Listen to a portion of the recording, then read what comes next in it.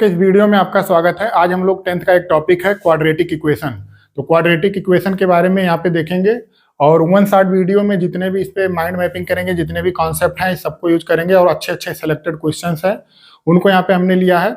और एनसीईआरटी के भी कुछ क्वेश्चन है, प्रीवियस ईयर बोर्ड में आए हुए भी कुछ क्वेश्चन है, उनको भी हम लोग सॉल्व करेंगे। तो स्टार्ट करते हैं। क्वाड्रेटिक इक्वेशन जो द्विघात समीकरण है, इससे पहले हम लोगों ने पॉलिनोमियल देखा था, तो बहुपद क्या था, तो उसी से रिलेटेड टॉपिक है, इसलिए आज क्वाड्रेटिक इक्वेशन हम लोग चालू कर रहे हैं। तो स्टार्ट करते हैं वीडियो को, देखते हैं क्वाड्रेटिक इक्वेशन क्या होता है। इसे पिछले वाले लेक्चर में हम लोगों ने देखा था कि पॉलिनोमियल बहुपद पॉलिनोमियल होता है, पॉलिनोमियल क्या होता है उसके बारे में हम लोग देखा था। तो सबसे पहले पॉलिनोमियल और क्वाड्रेटिक इक्वेशन में हम लोग डिफरेंस देख लेते हैं क्या होता है। तो बहुपद और द्विघात समीकरण, द्विघात समीकरण, क्वाड्रेटिक का मतलब क्या होता है, द्विघात समीकरण। तो इन दोनों में डिफरेंस जानना बहुत जरूरी है। जैसे हमने बताया था कि अगर ax square plus bx plus c, ये एक्सप्रेशन लिखा हुआ है, और यहाँ पे अगर हम लोग द्विघात समीकरण लिखते हैं तो ये होता है ax square plus bx plus c is equal to 0। तो इसका मतलब ये हुआ कि अगर हम किसी पॉलिनोमियल को, किसी बहुपद को 0 के बराबर कर देते हैं और ये इक्वेशन के फॉर्म में लिख देते हैं तो क्या हो जाता है, वो क्वाड्रेटिक इक्वेशन हो जाता है। और ये जब केवल एक एक्सप्रेशन के रूप में लिखा होता है, यहाँ पे 0 के बराबर नहीं होता, ये इसको अगर 0 के बराबर कर देंगे तो क्या बन जाता है, ये द्विघात समीकरण बन जाता है। तो हम लोग को उसको 0 के बराबर नहीं करना है। तो अगर कोई केवल एक्सप्रेशन लिखा हो तो क्या होता है, पॉलिनोमियल होता है। अगर वो एक्सप्रेशन को 0 के बराबर लिख देते हैं, अगर यहाँ पे ये इसको अगर मान लिया जाए px लिखा हुआ है पॉलिनोमियल में, x का वेरिएबल इसमें, तो px को अगर 0 के बराबर कर देंगे तो क्या बन जाएगा, ये बन जाएगा द्विघात समीकरण, क्वाड्रेटिक इक्वेशन बन जाएगा। तो उसके बाद में इसमें 2-3 चीजें होती हैं जो देखना बहुत जरूरी होता है। जैसे इसमें हम लोग निकालते थे तो इसमें आता था जीरोज, शून्यक, जीरोज उसको शून्यांक बोलते थे। और इसमें क्या आता है, इसमें रूट आता है, रूट्स मतलब मूल। तो ये देखना इसमें जरूरी है कि ये जब इसका हम लोग x की वैल्यू निकालते थे, x के जिस वैल्यू पे ये एक्सप्रेशन 0 हो जाता था उसको क्या बोल देते थे, शून्यांक बोल देते थे। यहाँ पे भी सेम है। तो अगर पॉलिनोमियल में 2 घात पॉलिनोमियल है और यहाँ पे क्या है, 2 घात समीकरण है, तो यहाँ पे जो 2 वैल्यू आती है x की, दोनों यहाँ पे क्वाड्रेटिक इक्वेशन के लिए और पॉलिनोमियल के लिए दोनों शून्यांक और मूल बराबर होते हैं। ये हम लोग अभी आगे वीडियो में देखेंगे कैसे सॉल्व किया गया है, कैसे लगाया गया है। तो सबसे पहले हम लोग को यहाँ पे क्या देखना है, आज यहाँ पे हम लोग को केवल देखना है ये था पॉलिनोमियल और क्वाड्रेटिक इक्वेशन में डिफरेंस था। अब हम लोग को यहाँ पे क्वाड्रेटिक इक्वेशन लगाना है, क्वाड्रेटिक इक्वेशन देखना है कि होता क्या है और इसका किस तरीके से सॉल्व किया जाता है, तो इसके मूल किस तरीके से निकाले जाते हैं। तो सबसे पहले जो इसका व्यापक रूप था, हम लोग लिखते हैं ax square plus bx plus c is equal to 0। तो ये क्या है, ये क्वाड्रेटिक इक्वेशन है। क्वाड्रेटिक क्यों होता है, क्योंकि यहाँ पे जो हमारा वेरिएबल है x का जो पावर है वो 2 है। तो जो 2 पावर होता है उसको हम लोग क्या बोल देते हैं, इसी वजह से द्विघात समीकरण इसको बोलते हैं। ये क्या है, द्विघात समीकरण। और समीकरण क्यों बोला जाता है, अगर किसी एक्सप्रेशन में अगर टोटल में कहीं बराबर दिया हुआ है और इधर का जो पार्ट होता है बराबर के, उधर जो लिखा जाता है उसको RHS बोलते हैं, राइट हैंड साइड, और इधर जो लिखा होता है बराबर के उसको क्या बोलते हैं, LHS, लेफ्ट हैंड साइड। तो अगर किसी एक्सप्रेशन में बराबर लिखा हुआ है तो बराबर में क्या हो जाएगा, राइट हैंड साइड हो जाएगा, लेफ्ट हैंड साइड हो जाएगा। तो अगर कहीं पे लेफ्ट हैंड साइड और राइट हैंड साइड और इक्वल टू का साइन दिख रहा है, जैसे y इज इक्वल टू 0, तो क्या है, ये इक्वेशन है, x बराबर 0, ये सब क्या हो जाता है, इक्वेशन हो जाता है। तो इसलिए यहाँ पे x का जो वेरिएबल है उसका पावर 2 है, इसे द्विघात बोलते हैं, इसलिए ये एक्सपोनेंट इसका 2 है। और समीकरण इसलिए बोलते हैं क्योंकि इसमें RHS LHS होता है, तो ये इक्वेशन के फॉर्म में हो जाता है। तो टोटल इसको इसलिए बोल दिया जाता है, ये क्या है, द्विघात समीकरण है। अब इसको कई तरीके से सॉल्व किया जाता है। जैसे हमारे पास अगर इसको अपने तरीके से लेते हैं, कोई इक्वेशन अगर लिखा हो x square plus 2x plus 3 is equal to 0, ये क्या है, ये 2 घात समीकरण है, क्योंकि यहाँ पे वेरिएबल की पावर 2 है और ये इक्वेशन के फॉर्म में है, तो क्या हो जाता है, ये हो जाएगा दो घात समीकरण। तो अगर इस दो घात समीकरण का हम लोग को वैल्यू निकालना है, मान क्या होगा, तो ये निकालना, तो इस पे हम लोग क्या करते हैं, एक्स की वैल्यू रखते जाते हैं, मान चलाता निकल के चलाता है। लेकिन अगर ये लीनियर में होता है, अगर लीनियर होगा 2x + 3 = 0, तो यहाँ पे x बराबर 1 रख देंगे, 0 रखेंगे x की वैल्यू, 1 रखेंगे, 2 रखेंगे, तो x का ये मान तुरंत निकल के चला आ जाएगा। लेकिन अगर क्वाड्रेटिक इक्वेशन होता है तो x बराबर 0 रखने पे इसको सॉल्व किया जाता है। दो तरीके से सॉल्व होता है, एक बीच में मिडिल टर्म स्प्लिट होता है, और दूसरा क्या होता है, एक फार्मूला आता है इसमें, क्वाड्रेटिक फार्मूला, द्विघात समीकरण, जिसको श्रीधराचार्य फार्मूला भी बोलते हैं। तो आगे हम लोग इसको सॉल्व करेंगे। अभी मोटा मोटा ये बेसिक आइडिया था कि द्विघात समीकरण होता क्या है और पॉलिनोमियल में उसका डिफरेंस क्या होता है, हम लोग डिफरेंशिएट कैसे करेंगे। तो नेक्स्ट देखते हैं, जो स्लाइड में हम लोग के पास एक इक्वेशन लिखा हुआ है, ये लिखा हुआ है x - 2 का होल स्क्वायर + 1 = 2x - 3। अब हम लोग को इसमें चेक क्या करना है कि ये क्वाड्रेटिक इक्वेशन है कि नहीं है। तो इस तरीके से बोर्ड एग्जाम में भी क्वेश्चन आता रहता है कि 2-3 एक्सप्रेशन लिखा रहेगा, उसमें से कौन सा क्वाड्रेटिक है कौन सा नहीं है। तो इसकी कंडीशन हम लोग ने देख ली है कि वेरिएबल की पावर 2 होना चाहिए। अगर घात 2 आ रही है, एक्सपोनेंट उसका क्या आ रहा है, एक्सपोनेंट अगर आ रहा है 2, तो क्या हो जाएगा, वो क्वाड्रेटिक इक्वेशन हो जाएगा। और तो इसके लिए सबसे पहले हम लोग इसको एक्सप्रेशन को खोलेंगे, इसको पूरा सॉल्व करेंगे, लास्ट में जो एक्सप्रेशन आएगा उसको हम लोग अपने जो स्टैंडर्ड इक्वेशन होता है ax² + bx + c = 0, इससे मैच करा लेंगे। अगर इस फॉर्मेट में है तो क्या हो जाएगा, दो घात समीकरण है, नहीं तो नहीं है। तो इसको क्या लेंगे, a - b का होल स्क्वायर हम लोग को दिख रहा होगा, ये a - b के होल स्क्वायर के फॉर्म में है, तो ये क्या होता है, a² + b² - 2ab। तो इस तरीके से अगर इसको एक्सपेंड करेंगे तो क्या हो जाएगा, x² +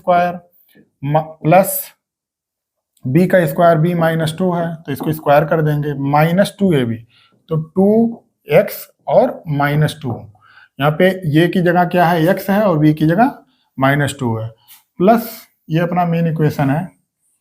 तो उसके बाद में +1 लिखा था, इसको +1 लिख देंगे, = 2x - 3। यहाँ से इसको सॉल्व करेंगे, ऐसे ही इसको रहने देंगे, और ये -2 का स्क्वायर क्या हो जाएगा, +4, तो ये +4 हो जाएगा, और ये माइनस माइनस प्लस हो जाएगा, और 2 दूनी 4x ये हो जाएगा, +1 = 2x - 3।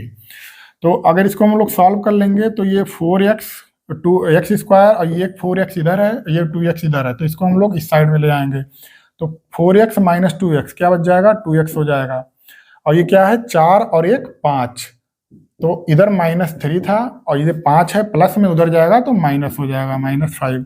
तो क्या आ गया, x² + 2x, और ये क्या हो जाएगा, -8, माइनस माइनस माइनस, और 5 और 3 8 हो जाएगा। हम लोग इक्वेशन के फॉर्म में लिखना है, यहाँ पे हम लोग को 0 चाहिए, इस साइड में हमेशा 0 चाहिए, तभी वो क्वाड्रेटिक इक्वेशन से हम लोग कंपेयर कर पाएंगे, और तभी इसको हम लोग ABC की वैल्यू भी निकाल पाएंगे। तो यहाँ पे 8 रखा है, तो ये अभी इसको स्टैंडर्ड फॉर्म में नहीं है, 8 को हम लोग इधर ले आएंगे। तो यहाँ से हम लोग आगे देख लेते हैं क्या हो जाएगा, तो x² और ये क्या था, +2x है, इसको +2x रख देंगे, और ये -8 है, इसको आ जाएगा इधर, तो क्या हो जाएगा, +8। तो ये हमारे पास क्या इक्वेशन निकल के आ गया, हमारे पास ये निकल के आ गया, ये मेन ये बन के आ गया है, x² + 2x, और x² + 2x आ गया है, और इसको बराबर क्या कर देंगे हम लोग, बराबर 0 आ जाएगा इधर। तो इससे अगर कंपेयर करेंगे तो इस फॉर्म में है, यहाँ पे जो वेरिएबल है x की पावर 2 है, हमको 2 चाहिए, और बराबर 0 है। तो क्या कह सकते हैं, जो पहला वाला इक्वेशन हम लोग का दिया हुआ है, ये क्या है, ये क्वाड्रेटिक इक्वेशन है, ये क्या है, द्विघात समीकरण है। अब वैसे ही हम लोग को दूसरा चेक करना है कि दूसरा द्विघात समीकरण है कि नहीं है। तो दूसरे इक्वेशन को हम लोग यहाँ पे लिख लेंगे कि दूसरा इक्वेशन क्या है। फिर इसी तरीके से जैसे जनरलाइज फॉर्म में लाया जाता है, हम लोग उसको जनरलाइज फॉर्म में लाएंगे, और इस मेन इक्वेशन से इसको हम लोग कंपेयर कर लेंगे। ये क्या था, x², वैसे इसको लिख लेंगे, ये भी बहुत सिंपल सा है। तो क्या हो जाएगा, x + 1, इस क्वेश्चन को ऐसे ही लिख लेंगे, = x + 2 और x - 2। इसमें x का मल्टीप्लाई कर देंगे, क्या हो जाएगा, x² + x हो जाएगा, 8 लिखा है, इसको 8 ऐसे ही एज इट इज यहाँ पे लिख दिया गया, और इसको अगर मल्टीप्लाई करेंगे तो बड़ा हो जाएगा। इसको हम लोग देख लेते हैं, ये प्लस बी लिखा हुआ है और ये क्या लिखा हुआ है, ये माइनस बी लिखा हुआ है। तो इसको क्या हो जाता है, ये क्या बन के आ जाएगा, ए स्क्वायर माइनस बी स्क्वायर। तो इसको सीधा यहाँ पे लिख देते हैं, एक्स स्क्वायर माइनस 2 का स्क्वायर हो जाएगा इस आइडेंटिटी से। तो क्या आ गया, x square plus x plus 8 is equal to, ये क्या हो जाएगा, एक्स स्क्वायर माइनस 4। तो इस स्क्वायर को स्क्वायर देखेंगे तो ये दोनों एक साइड में कट जाएगा और क्या आ जाएगा, एक्स प्लस 8 और इसको माइनस 4 इधर इधर लाएंगे तो प्लस 4 हो जाएगा इज इक्वल टू 0। तो x plus 12 is equal to 0 आ गया। तो ये हमारे पास क्या आ गया, हमारे पास ये जो इक्वेशन निकल के आया स्टैंडर्ड फॉर्म का, उसमें x के पावर 1 दिख रहा होगा। यहाँ पे क्या है, x का पावर 1 है। हमको चाहिए क्या, द्विघात समीकरण के लिए x की पावर हमेशा 2 चाहिए। तो ये क्या हो गया, ये लीनियर इक्वेशन बन गया हमारे पास। अगर कहीं पे x की पावर 1 होता है तो क्या होता है, रैखिक या लीनियर, उसको क्या बोल देते हैं, रैखिक। 2 होता है x की पावर तो उसको क्या बोलते हैं, क्वाड्रेटिक या द्विघात। और अगर 3 आ जाता है तो उसको क्या बोलते हैं, क्यूबिक या त्रिघात समीकरण। तो इस तरीके से क्या ये द्विघात समीकरण था, तो ये द्विघात समीकरण नहीं है।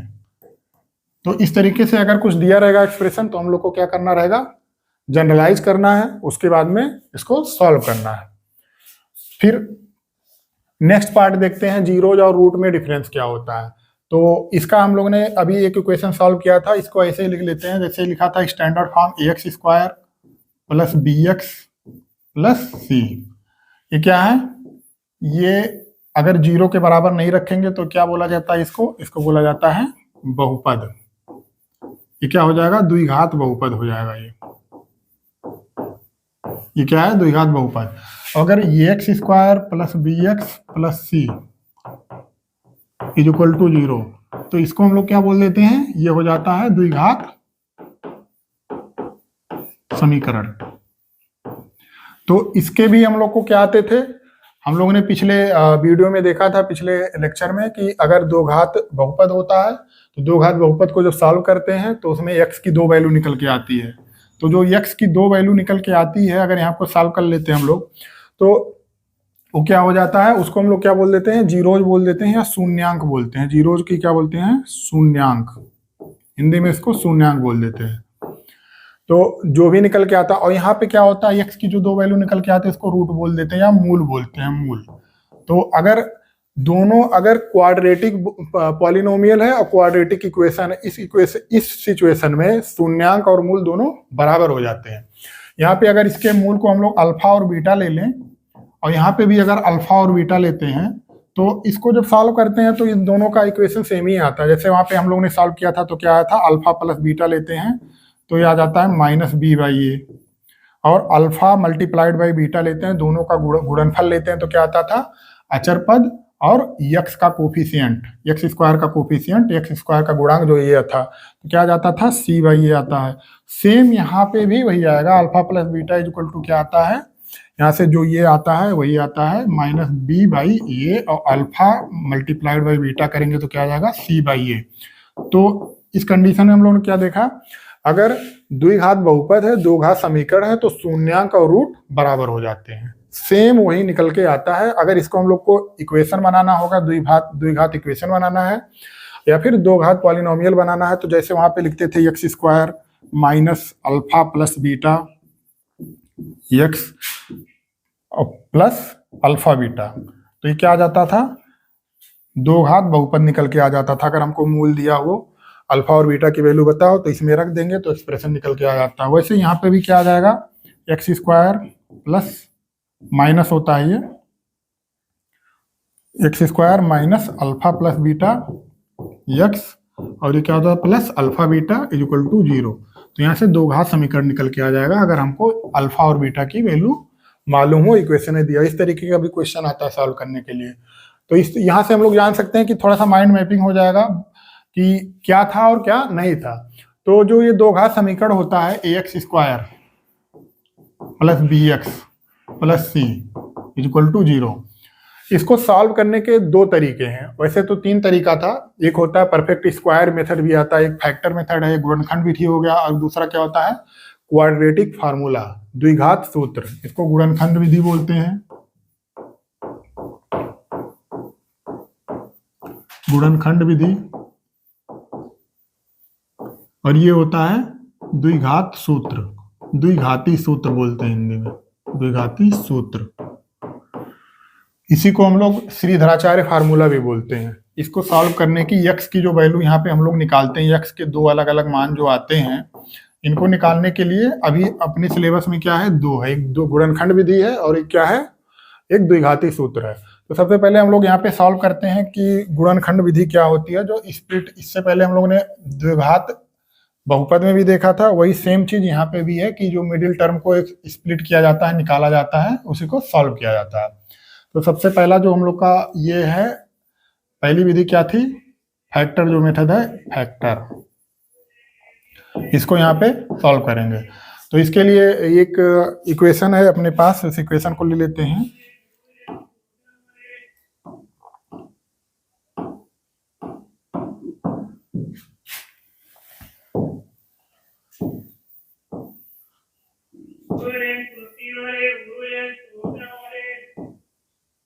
इक्वेशन यहाँ पे लिख रखा था मैंने, उसी को पहले हम लोग ले रहे हैं यहाँ पे।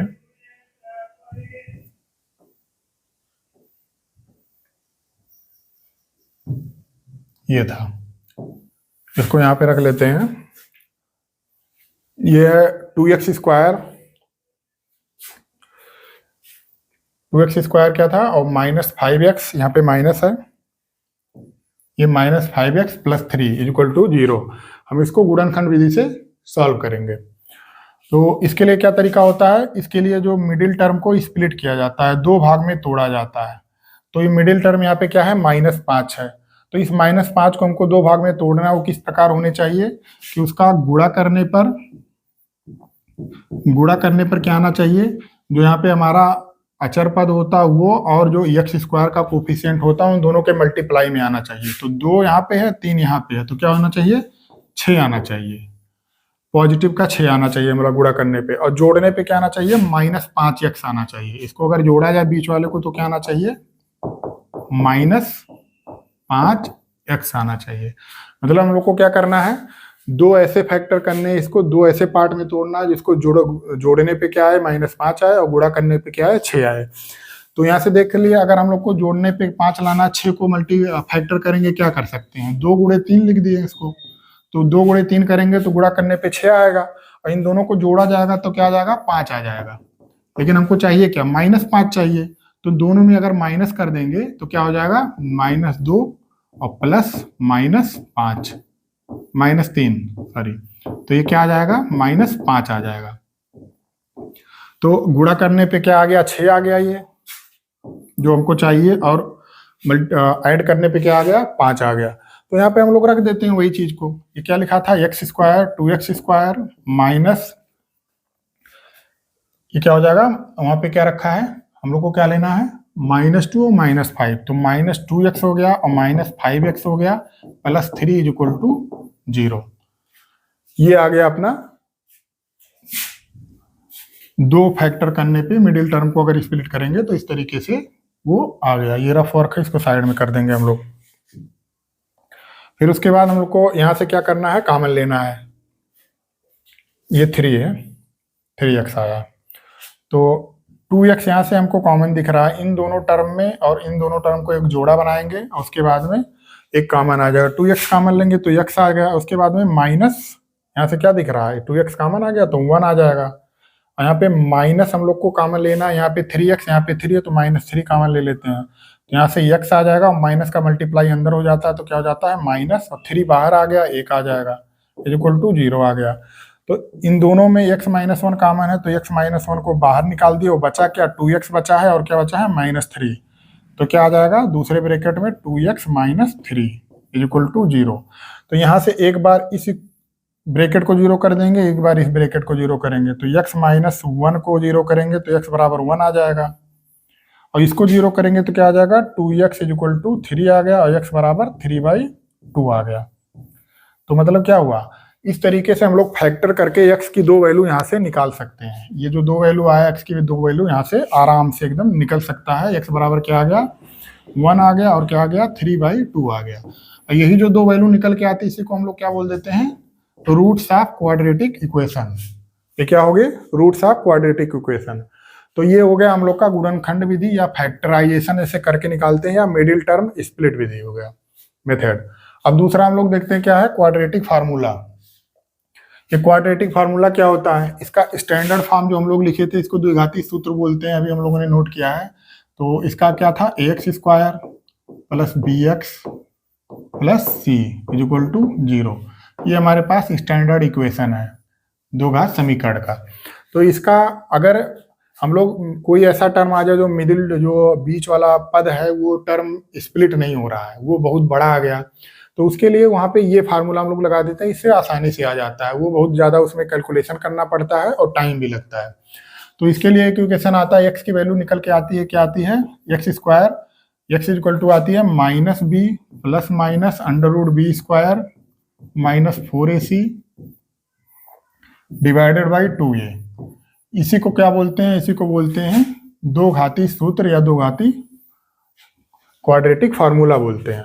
और यहाँ पे दो अलग अलग मान आने के लिए जो हमारा बीच वाला होता है इसको बोलते हैं बी स्क्वायर माइनस 4ac। इसका दूसरा नाम है डी बोल देते हैं, डिस्क्रिमिनेंट, या इसको विविध कर बोलते हैं। क्या बोलते हैं? विविध कर। इसी को विविध कर बोला जाता है। तो ये अप्लाई होने के लिए यक्स के अगर हमको दो मान चाहिए तो उसके लिए क्या होता है? बी स्क्वायर माइनस 4ac जो है वो बड़ा होना चाहिए 0 से। क्या होना चाहिए?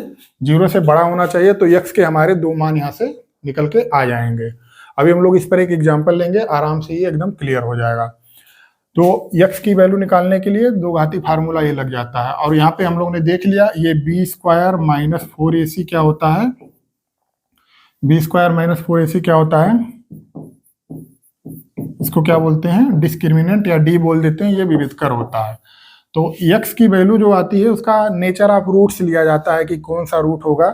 तो इसको भी यहीं पे हम लोग क्लियर कर लेते हैं क्या होगा। तो थोड़ा सा इसको साइड में करते हैं और इसका फार्मूला बनाते हैं।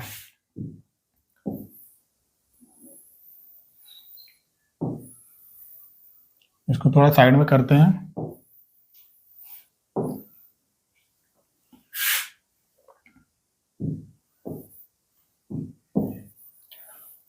थोड़ा सा जगह हो गया, यहाँ पे देखते हैं नेचर ऑफ रूट्स क्या होता है।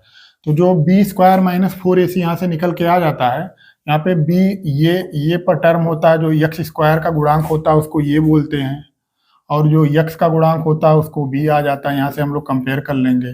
और जो अचर पद होता है वो सी होता है। अगर कहीं पे हमको लिया है 4x square minus 2x minus 3 is equal to 0, तो हमको अगर ये और बी चाहिए तो यहाँ से कंपेयर करेंगे इस इक्वेशन से। ये स्टैंडर्ड इक्वेशन है, हमेशा इसी इक्वेशन से कंपेयर किया जाएगा। और एक तरफ हमेशा जो राइट हैंड साइड होता है वो दोनों तरफ हमेशा 0 के बराबर करेंगे। जब इस फॉर्मेट में इक्वेशन आ जाएगा तभी ए और बी की वैल्यू हमको लेनी है। अगर यहाँ पे 8 लिखा होगा और उसके बाद हम लोग कंपेयर कर देंगे तो क्या हो जाएगा? गलत हो जाएगा, ये और बी की वैल्यू गलत आ जाएगी। मतलब इधर हमको हमेशा क्या चाहिए? 0 चाहिए। तो इधर 0 आ गया, तो कंपेयर कैसे करते हैं? एक्स स्क्वायर के साथ में जो लिखा होता है उसको ये बोलते हैं। तो यहाँ से कंपेयर करेंगे तो ये बराबर क्या आ जाएगा? ये टर्म क्या आ जाएगा? 4 आ जाएगा। और बी बराबर क्या आ जाएगा? तो यक्स का कोफिशिएंट होता है उसको क्या लिखते हैं? बी लिखते हैं। तो साइन के साथ में लिया जाता है, तो बी बराबर -2 हो जाएगा। और यहाँ से सी बराबर क्या है? 3। सी बराबर -3 साइन के साथ में। तो इस तरीके से हम लोग यहाँ से निकाल सकते हैं कि ये और बी और सी की वैल्यू क्या आएगी। तो उसी ए और बी सी की वैल्यू को यहाँ पे बी स्क्वायर माइनस 4ac करके निकाला जाता है कि क्या आएगा। ये 3 कंडीशन में आता है। तो उसी 3 कंडीशन को यहाँ पे हम लोग अब डिस्क्राइब करेंगे, देखेंगे क्या होता है, वो तीनों कंडीशन क्या आती हैं।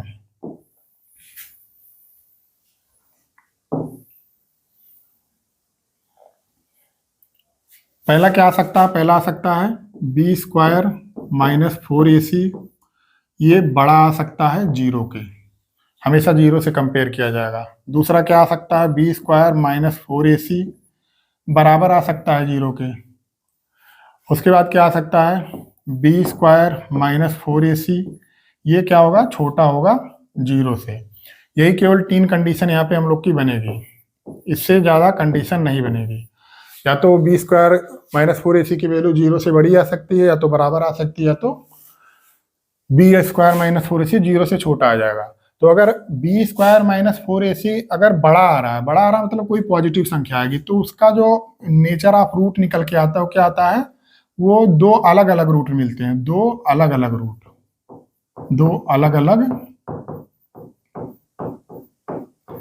मान निकलेंगे, दो अलग अलग मान निकलेंगे, और मान क्या होंगे, वास्तविक होंगे। क्या निकल के आएगा, वास्तविक मान रहेगा। और अगर बराबर आ जाता है तो क्या होते हैं, वो दोनों समान मान लिखेंगे, इसको क्या बोलते हैं, समान। मतलब जो वैल्यू आ जाएगी, अगर x की वैल्यू यहाँ पे 2 निकल के आती है तो क्या आ जाएगी, x equal to 3 3, x equal to 5 5, x equal to -3 -3, इस तरीके से निकल के आ जाएगी, तो इसको क्या बोलते हैं, बराबर। और लेकिन ये भी क्या रहेंगे, ये भी वास्तविक ही रहेंगे, ये भी वास्तविक ही रहेगा।